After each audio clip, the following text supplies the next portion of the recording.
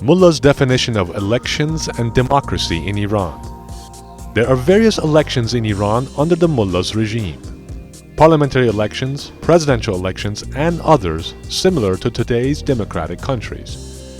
Can Iran be described as a democratic country? Let's take a look at elections and democracy in Iran under the Mullah's regime. We'll begin with parliamentary elections. Candidates. Any candidate seeking to take part in parliamentary elections must meet at least 15 conditions. Two conditions are, first, practical obligation to the Islamic Revolution and the sacred state of the Islamic Republic of Iran.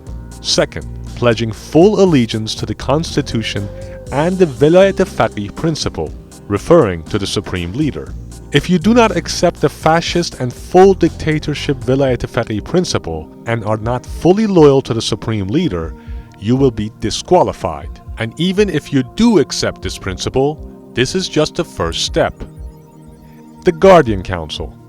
The Guardian Council needs to confirm each candidate in the parliamentary and presidential elections.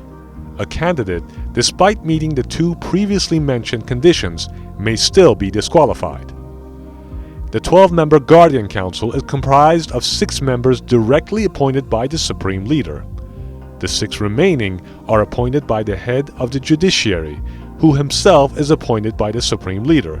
The latter 6 also need parliamentary confirmation. As a result, the Guardian Council is comprised of 12 individuals highly loyal to the supreme leader. In other words, the Guardian Council is the supreme leader's tool to specify which candidates of his preference can take part in the parliamentary and presidential elections. As a result, elections in Iran are a scene of competition between the most loyal of the regime's figures facing off for power. The Iranian people have a history of boycotting the regime's farce elections, forcing officials to publish fake numbers of eligible voters and voter turnout.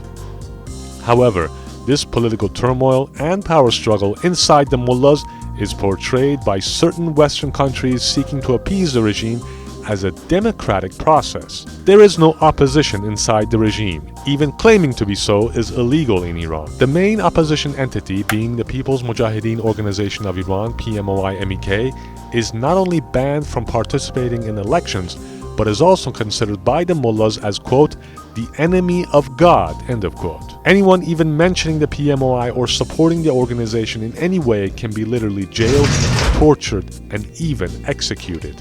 The Iranian people's chants in their recent uprising is a reflection of their vote. Death to Khamenei, death to Rouhani. Supreme leader, have some shame, let go of the country. Reformists, principalists, game over. And death to oppressors, be it the Shah or the leader, in reference to the previous monarchical regime and the current mullahs in power.